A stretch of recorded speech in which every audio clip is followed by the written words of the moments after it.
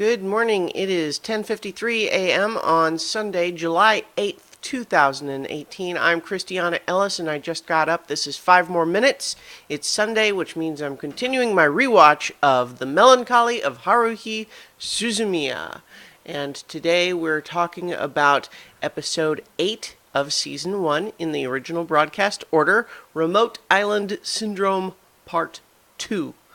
Now, last week we had an interruption in the two-parter when we talked about Mysterique Sign, but 2 weeks ago, in Remote Island Syndrome Part 1, we left with a cliffhanger. The SOS Brigade had been having a beach episode on a private island where apparently there was a murder in the middle of a terrible storm. And so it was a closed circle, meaning the implication being if someone's dead and there's a limited number of people on the island and no one can leave. So the theory being someone there must have done it. Now, part of what was raised as an issue back then, back on that episode, in addition to the murder itself, of course, is just the idea that Haruhi, even on going to the island, announced her interest in being a super sleuth. She made her armband and everything for it, and the idea of a closed circle was discussed in terms of her hoping that something mysterious was going to happen.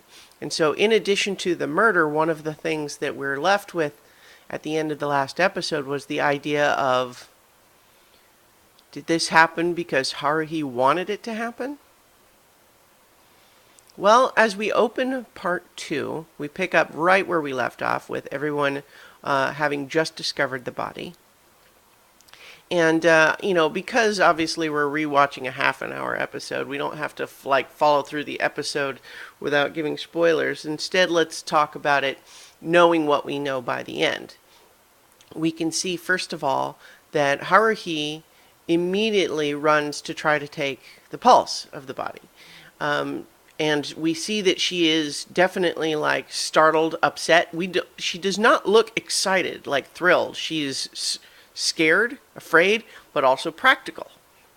And she goes to take the pulse, and the butler, Mr. Arakawa, stops her because, of course, he's not really dead. If she was allowed to complete finding the pulse, she would find one, and the whole thing would be over.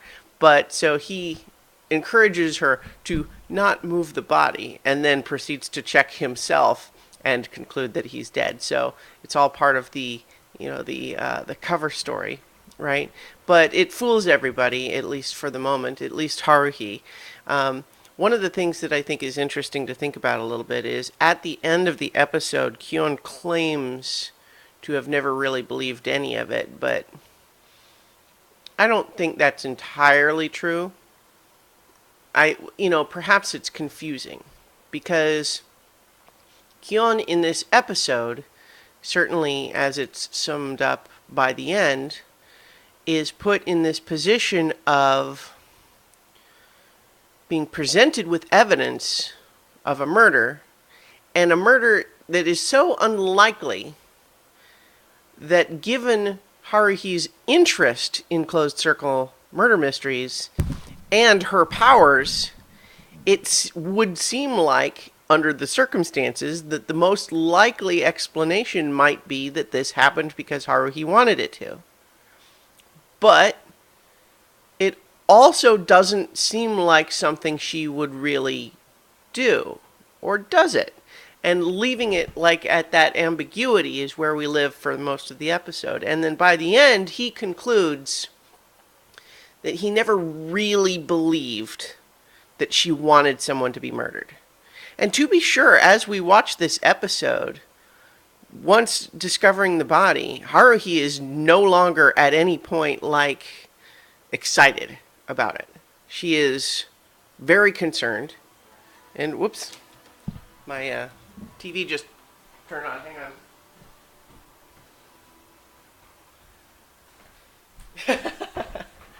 on.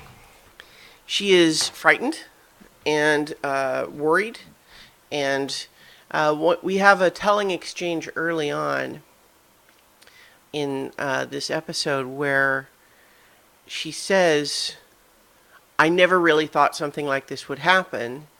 And Kyon says, but you always talk about wanting it to happen.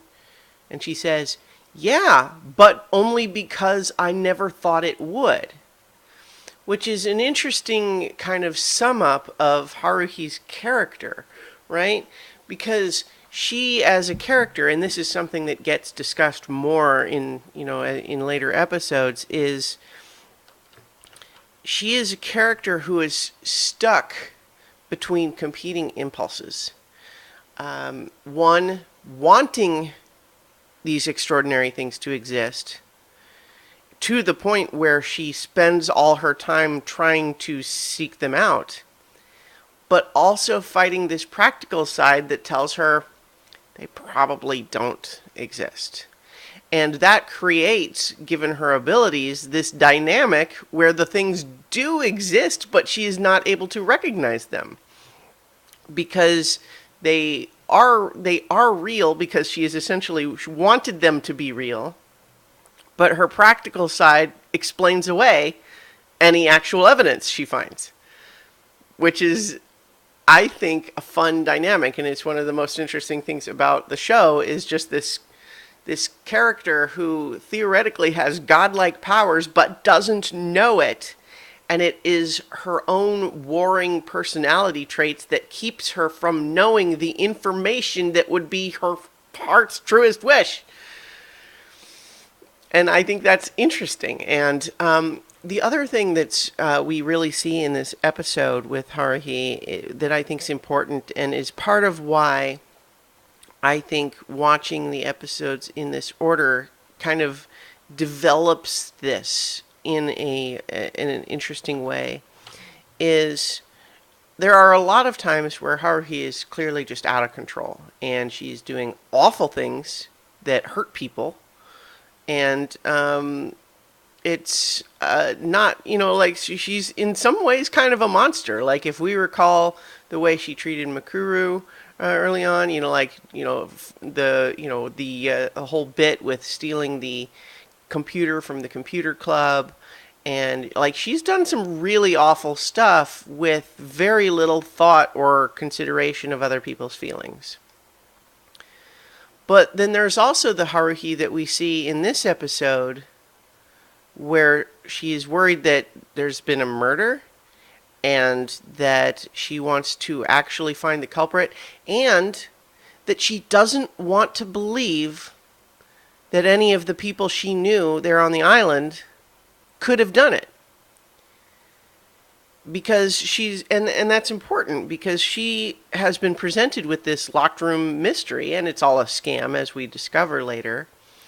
But as presented, the idea is that there's someone on the island must have done it. And she knows these people. She has spent at least a couple of days with them and doesn't want to believe that any of them could have done it.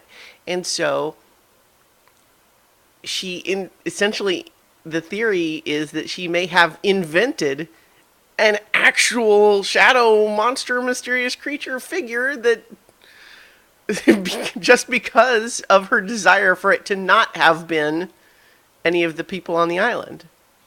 But we see her vulnerable in a way that we really haven't at all in the series so far. That's, we wouldn't have, and that's partly because of the order that we're watching things in, because chronologically there have been other times, but we haven't reached those in the rewatch yet. But at this point so as we're developing Haruhi's character in our minds here, we recognize that there are thresholds where, like, she can get so in her own head about what she's, these exciting things she's wanting to have happen, and she can absolutely lose sight of the impact that it's having on other people, and she can, do some bad stuff as a result of that. But we also see that there's this threshold here of she wanted to be a super sleuth, but she didn't want someone to have to actually get murdered. And once someone seemingly has gotten murdered, that takes over. And it's no longer any fun. It's very serious and important. And I think that's interesting. Now, this episode obviously also has lots of like tropey sorts of things. There's some silliness in it that's clearly references to other anime. In particular, the whole bit when they're trying to reveal the deception by performing their own deception and pretending that Koizumi has been stabbed. We see a mysterious dark figure, like all in black and all that, and that's apparently a reference to the Detective Conan anime, that whenever it is doing like a flashback reenactment of a crime when they don't know who it was yet, the criminal is always represented by that figure. Also, some of the way that the characters act in the at the dinner table scene at the end is like the Ace Attorney games, and so there's some silliness in there, and also like the whole bit where it first makes it briefly look like Kion is actually going to try to strangle Koizumi, which obviously we know afterwards is nothing. But so there's some weirdness in this episode, partly like and also partly this idea at the end where Kion basically says that he never really believed it. And I think that is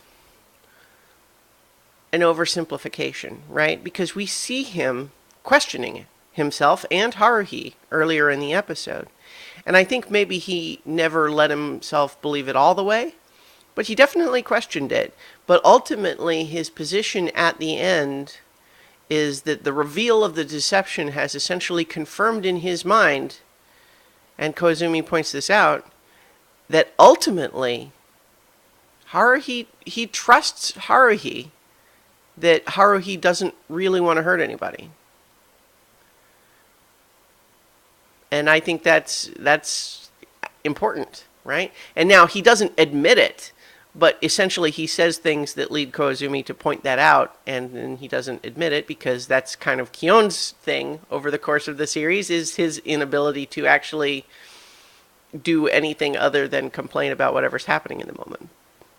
And there's a really weird shot where Koizumi like focuses in on a little mole on Kion's neck, and I have no idea what that's about. If anyone watching these rewatches knows what that's about, please let me know, because it was super bizarre and seemed like it was supposed to be meaningful, but then nothing ever comes of it, so I don't know. Anyway,